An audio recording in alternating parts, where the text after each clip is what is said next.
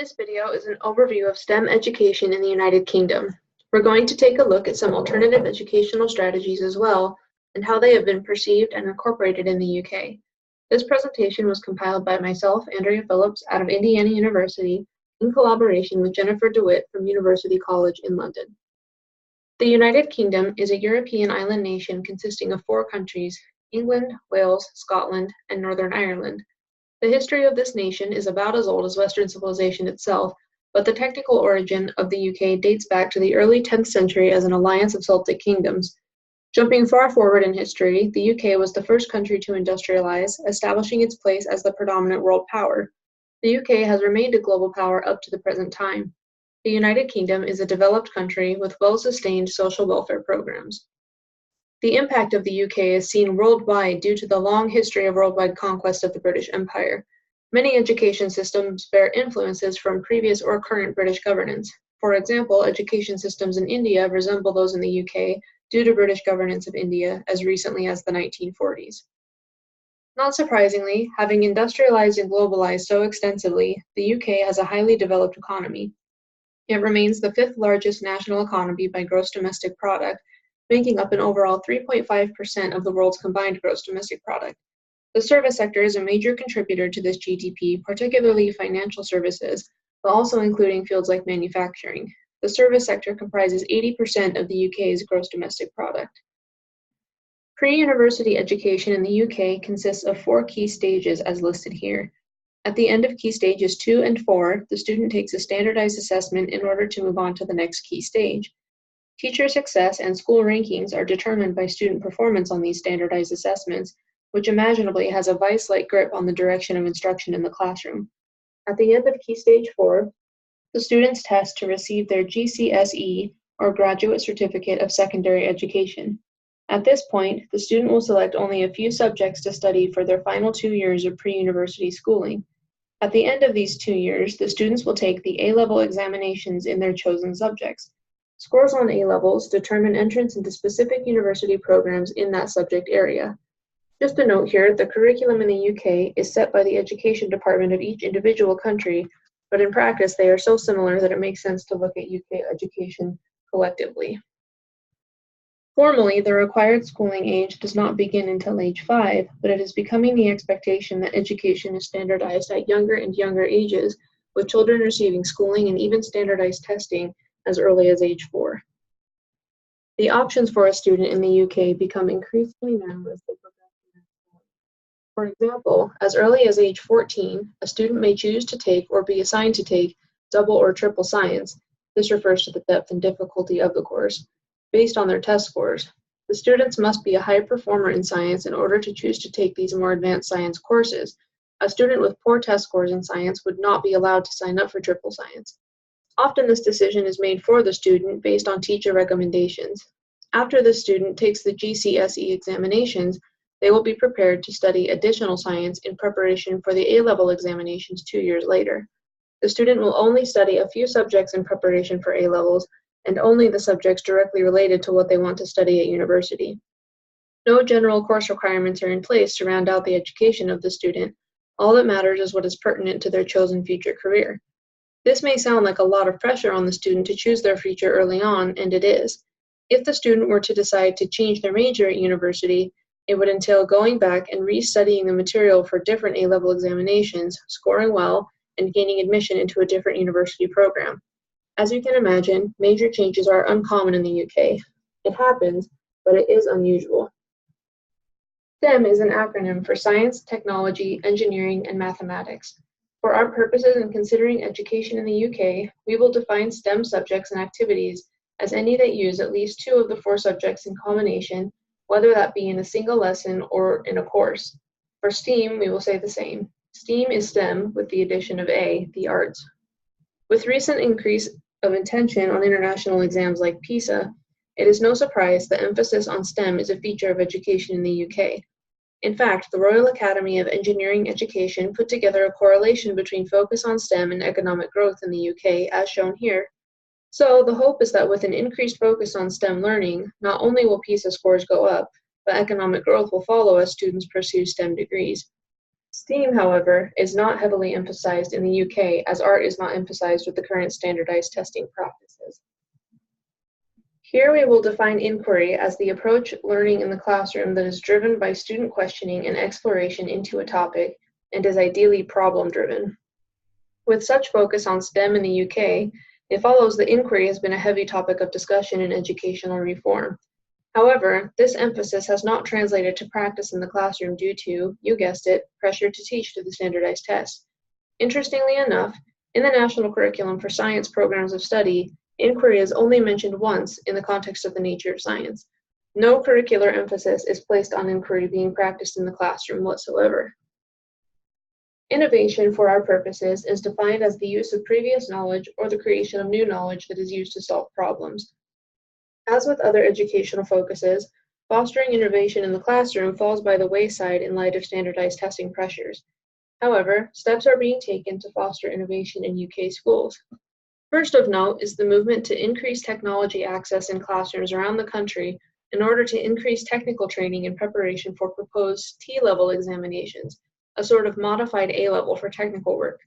This is all an attempt to decrease the gap between the STEM jobs available and the STEM workforce being produced to fill those jobs.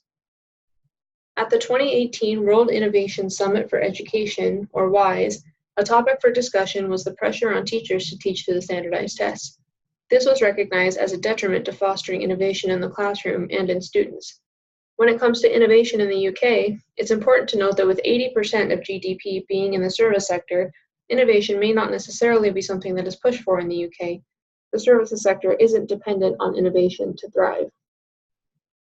Making is the use of creating in education, either with preset instructions for students to create a finished product, or a more free-form time for students to create freely, or any level of structuring in between.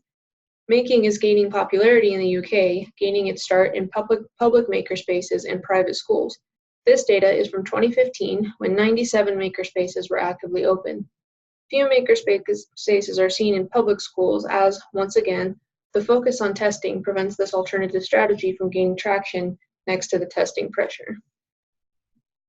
Play is defined as low-risk, voluntary action undertaken for its own sake, generally associated with a positive mood and imaginative state.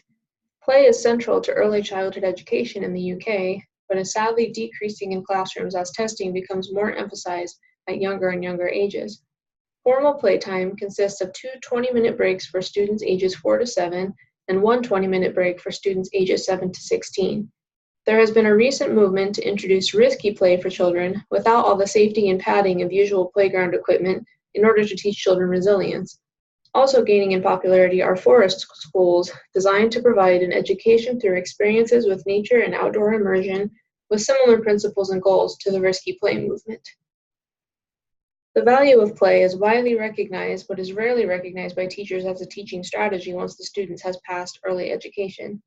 You are unlikely to see play happening later in a child's education, at least not formally incorporated into instruction. Creativity is the production of something that is novel and useful or appropriate within a given social context or environment. Anne Harris and Leon de Bruin said, "Creativity is an essential aspect of teaching and learning that is influencing worldwide educational policy and teacher practice and is shaping the possibilities of 21st century learners." While the literature on creativity implementation in classrooms in the UK is sparse, I believe we see these opportunities for creativity arise with emphasis on play, the rise of making in public spaces, and implementation of tech in the classroom, at least if implemented in a way to take advantage of opportunities for student creativity. Equity is defined as giving equal opportunity for all. Let's take a look at equity in education in the UK. A valuable resource for looking at this is the OECD data from the PISA. OECD reports the following statistics for the UK. In 2015, 11% of the variation in PISA performance was accounted for by socioeconomic status. This is actually lower than the average for all countries tested, which was 13%. When we look at mean PISA scores in science for UK students, socioeconomically disadvantaged students averaged 473 points, while advantaged students averaged 557 points. This is the equivalent of 3 years difference in education. 46% of disadvantaged students in the UK attend disadvantaged schools. However, when disadvantaged students attended advantaged schools, they scored an average of 77 points higher than disadvantaged students nationally. This is very close to the averages for all PISA countries. Interestingly, the difference in performance when it comes to socioeconomic status starts young and widens as the student gets older. 13% of disadvantaged students are nationally resilient, still scoring in the top quartile in science nationally. This is higher than the 11% OECD average. However, only 15% of disadvantaged students are socially and emotionally resilient, meaning that they are satisfied, don't have test anxiety, and feel socially integrated at school. This is 11% below the OECD average. These data show that overall, the UK is fairly center of the pack when it comes to educational equity worldwide, with the exception of the emotional and social resiliency of students. A 2007 study looking at comparative equity between several countries found that while the UK had a poor reputation for educational equity, the last decade had shown significant improvements. It seems as though we continue to see the fruits of those improvements another decade later per this OECD data. When it comes to race and ethnicity, educational equity continues to see some issues in the UK despite legislative efforts. For example, one study shows that in the UK and the USA, elite universities remain predominantly white, showing an underrepresentation of Black and Hispanic students. The hope is that social justice will be given greater clout in practice when it comes to elite university admissions. Additionally, related to education, studies have shown recently that job opportunities are more likely to be available to white students regardless of performance in school. In other words, ethnic minorities are at a disadvantage when it comes to looking for jobs post-graduation. This is perhaps the more clear manifestation of inequity when it comes to race in the UK. Student performance in the classroom seems to be unaffected on racial and ethnic lines. It is post-graduation, when the time comes to look for employment, that it becomes an issue. Looking at gender, sex, and equity, the UK is proud to report educational parity, with males and females performing equally in schools. In recent years, females have even begun to outperform their male peers on average. However, when it comes to the employment of men and women, we still see a difference in average pay among men and women working full-time, with males earning on average 19% more than females. This is primarily due to the types of jobs that men and women stereotypically pursue. Studies show that while academic performance remains equal, the subjects of study and level of study pursued by men and women vary. Equity when it comes to disabilities in the UK looks very similar to that of the US. It is legally mandated that schools search out students with disabilities and provide accommodations for them. This means physical accommodations with things like ramps to access the school and curriculum modification, assignment of aides, etc. It is also required that the accommodations and progress of the student are reviewed at least annually. As far as recommendations based on their studies, I believe the standardized testing mentality in the UK is a major detriment to the quality of the education that is received. This becomes particularly apparent when the value of alternative teaching strategies is nationally recognized, yet implementation is unable to occur because there is so much pressure to focus on rote teaching to the test. As many policy changes and recommendations are made, ultimately the change has to happen at the classroom level with individual teachers. If test performance pressures are not alleviated for these teachers, they cannot be expected to give up valuable instruction time to implement alternative strategies, even if they have been shown to improve learning. The stakes are simply too high not to teach directly to the test. Not teaching to the test is meant to be a focus moving forward for Ofsted, the Education Inspectorate, but time will tell what this looks like in practice. I think steps can be taken to ameliorate this problem by first eliminating rankings based on standardized test scores. If individual teachers are not evaluated based on test scores, and schools are not evaluated based on test scores, there will be more freedom to put alternative practices to the test. Additionally, the use of alternative practices could be incentivized for teachers, perhaps through national grants, to implement and establish the value of alternative practices in the classroom, and to establish their value in teaching content. Second, students in the UK are asked to head down ever-narrowing career paths so early in their schooling, and arguably early in their development. I recommend that students be given more time to explore possible pathways before they are asked to decide. If this change cannot realistically be made, I recommend ensuring that the students receive quality exploration into their possible career fields. Additionally, oftentimes which courses are taken at the GCSE level is determined for the student based on their test scores.